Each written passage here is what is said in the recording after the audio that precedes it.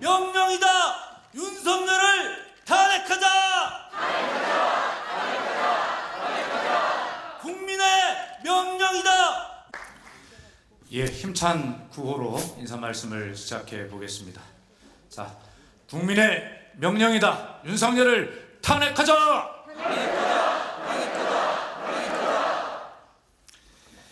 예, 여러분 안녕하십니까? 윤석열 탄핵 국회의원 연대 공동대표를 맡은 더불어민주당 박수현 의원입니다.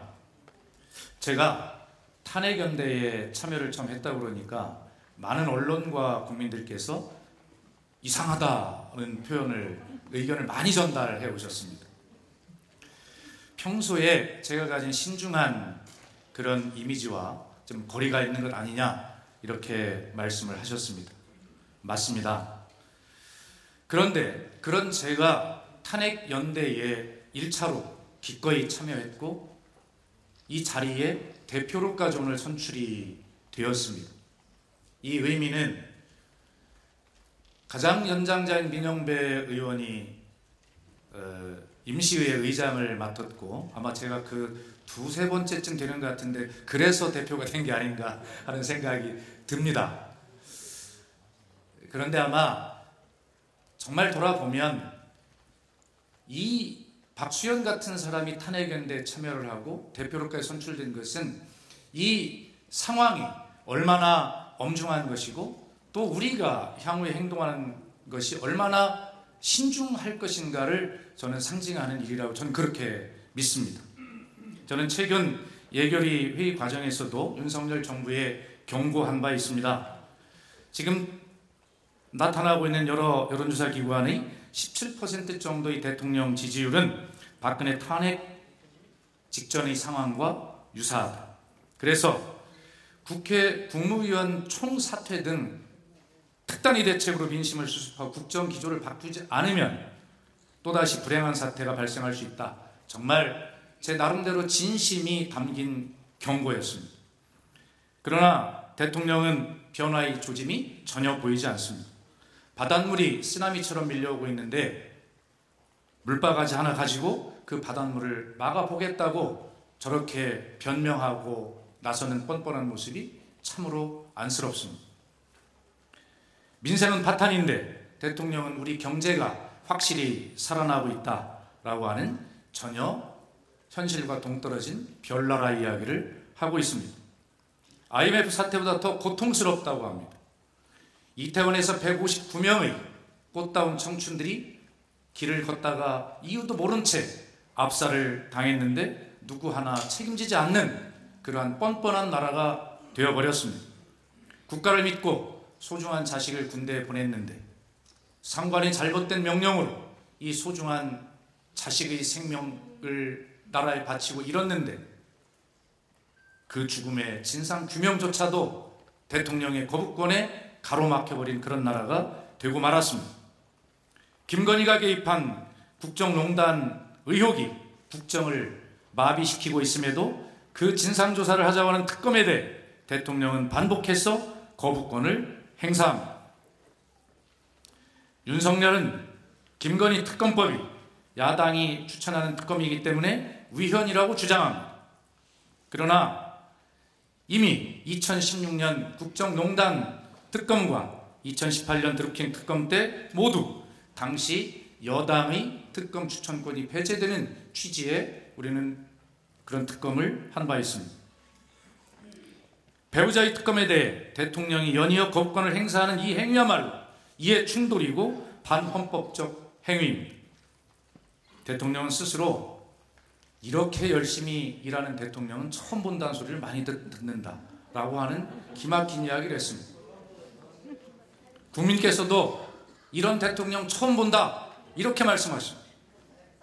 그래서 이제 그만 봤으면 좋겠다 이렇게 말씀하십니다. 윤석열 탄핵을 요구하는 국민의 목소리가 박근혜 탄핵 당시만큼 커지고 있습니다. 이런 상황에서 정치권이 국회의원이 국민의 목소리에 반응하고 행동하는 것은 당연한 도리입니다. 기본적 책무입니다. 탄핵연대는 이런 국민의 요구를 담아내는 작은 그릇의 역할이라도 다 할 것입니다. 2016년 국정농단 탄핵 당시 광장에서 칼바람을 맞으며 촛불을 들었던 그 위대한 국민에게 다시 촛불을 들어달라고 국회의원이 요청드릴 수가 없습니다. 이제 해야 한다면 국민이 결정해 주시지만 이제는 정치와 국회가 그 역할을 감당해야 한다라고 확신합니다.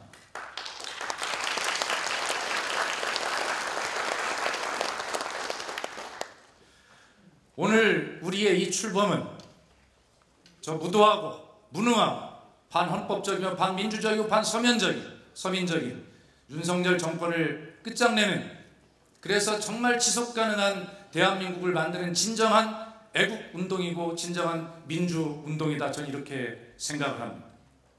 반일 뉴라이트 세력의 지배로부터 대한민국의 이 유구한 역사를 지켜내는 국권 수호운동이고 독립운동이다, 그렇게 생각합니다. 유럽의 전쟁을 한반도로까지 끌어들이는 것을 단호히 배격하는 반전운동이고 평화운동이라고 생각합니다. 오늘 출범하는 이 국회의원 탄핵연대가 이런 막중한 역할을 다할 수 있도록 가장 낮은 곳에서 가장 진심의 마음을 가지고 의원님 여러분과 국민 여러분과 함께 해나가겠습니다. 여러분 감사합니다. 네, 반갑습니다. 기본소득당 대표 용혜인입니다. 드디어 윤석열 탄핵 국회의원 연대가 첫 걸음을 내딛습니다. 지난 여름부터 140만 명의 국민이 탄핵소추안 발의에 동참하면서 국정 운영에 대한 경고를 밝혀왔습니다. 하지만 대통령의 지난주 기자회견은 분란 민심에 기름을 부어버렸습니다. 민심을 짓밟고 서서 정말로 지지율이 1%가 될 때까지 폭주하겠다라는 대통령의 뜻을 우리는 기자회견을 통해서 확인할 수 있었습니다. 감히 국민과 맞서겠다는 선전포고였습니다. 이제 윤석열 정권 퇴진은 국민 과반 이상의 요구가 되었습니다. 윤석열 정권에게 계속해서 국정 운영의 권한을 주었다가는 대한민국의 생존 자체가 불투명해진 것이다 라는 위기의식이 국민들 사이에서 빠르게 퍼져나가고 있습니다. 이제 나라를 구하기 위해서 탄핵이 필요하다라고 국민들께서 명령하고 계십니다.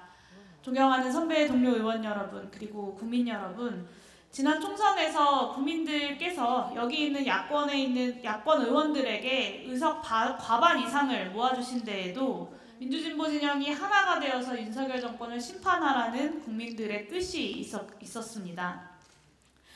과연 우리가, 국회가 지난 몇 개월 동안 이 국민의 명령을 잘 수행해 왔는가를 돌이켜보면 반성적 평가는 피하기 어려울 것 같습니다.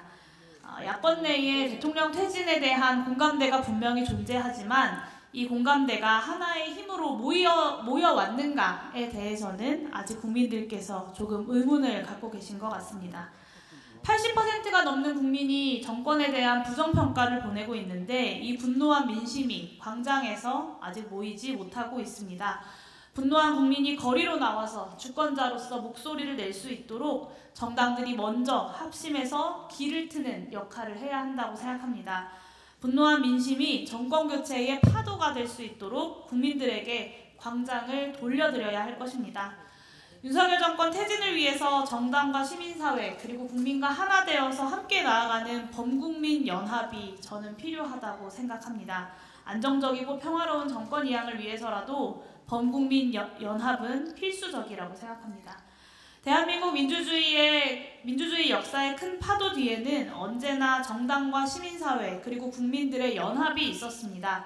87년 민주항쟁 뒤에는 김대중 전 대통령이 이끌었던 범국민연대가 존재했고 2016년 촛불 당시에도 시민사회의 주도로 탄핵정국을 만들어냈습니다.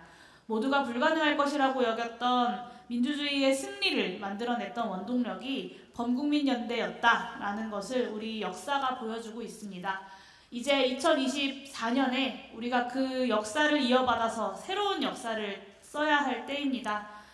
선언적인 탄핵 요구에 그치는 것이 아니라 범국민연합을 이끄는 선봉에 서서 국민의 손을 맞잡고 민주주의의 승리를 이끌어 나가야 합니다. 오늘 탄핵연대 발족이 역사적인 전환점이 되기를, 그래서 오늘 이 날이 역사에 기록되고 민주주의가 승리했던 그 첫날로 기록되기를 소망합니다. 저와 기본소득당도 민주주의의 승리를 위해서 최선을 다하겠습니다. 감사합니다.